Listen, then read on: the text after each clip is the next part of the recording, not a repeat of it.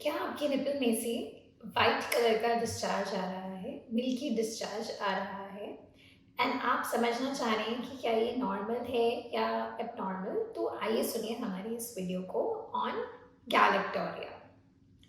नमस्कार, मैं हूँ doctor Sandhya Gupta. I am a breast oncoplastic and general surgeon. आज हम बात करेंगे वाइट निपल डिस्चार्ज, जिसे हम गैलेक्टोरिया कहते हैं, उसके बारे में।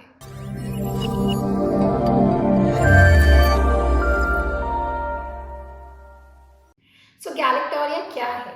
अगर आप ब्रेस्ट फीडिंग बंद करें, आपको काफ़ी समय हो चुका है, साल भर से ऊपर हो चुका है और उसके बाद भी निपल में से दूध जैसा डिस्चार्ज आ रहा है, स्राव हो रहा है दूध जैसे पदार्थ का, तो उसे गैलेक्टोरिया कहा जाता है। सो गैलेक्टोरिया किस कारण से होता है? सो गैलेक्टोरिया के कुछ तो नॉर्मल कारण होते हैं जिन पे हमें ज़्यादा ध्यान नहीं देना होता, और कुछ ऐसे कारण होते हैं जिनके हमें कारण समझ के उसका इलाज करना है।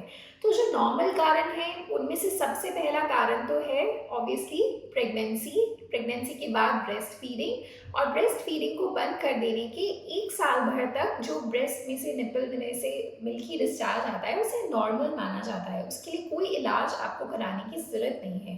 लेकिन 1 डेढ़ साल बाद भी अगर वो निपल में से दोनों तरफ निपल में से मिल्क जैसा डिस्चार्ज आ रहा है, कंटिन्यू हो रहा है, तो फिर आप अपने ब्रेस्ट सर्जन से मिलें।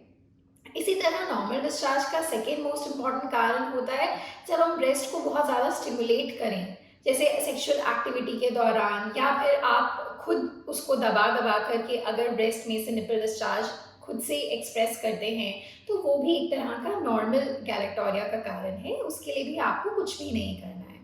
अब जो इसके एब्नॉर्मल कारण हैं, उसमें से सबसे पहला कारण होता है सीरम प्रोलैक्टिन की मात्रा शरीर में बढ़ जाना। सीरम प्रोलैक्टिन आपके ब्रेस्ट के ऊपर मिल्क डिस्चार्ज करवाने का एक्शन करता है।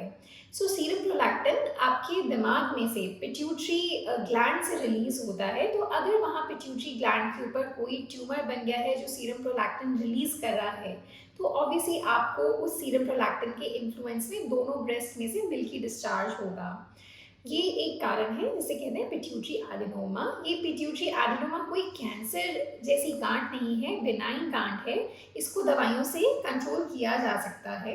एमआरआई पे ये पाया जाता है, तो इसीलिए जब आप इस तरह की जब आपकी बॉडी में सीरम प्रोलैक्टिन की मात्रा बढ़ी पाई जाए, तो एमआरआई की तरफ डॉक्टर इशारा करते हैं और उससे इस बीमारी का पता करते हैं। इसके अलावा जो दूसरा कारण है, कभी कभी आपकी ब्रेस्ट की सेंसिटिविटी टू सीरम प्रोलैक्टिन ज़्यादा होती है, जिससे ऑल्दो आपकी बॉडी में सीरम प्रोलैक्टिन की मात्रा एकदम नॉर्मल है, बट फिर भी आपको डिस्चार्ज हो रहा है। सो इसे कहते हैं increase sensitivity to serum prolactin, और इस स्थिति में भी आपकी ब्रेस्ट में से मिल्की डिस्चार्ज हो सकता है।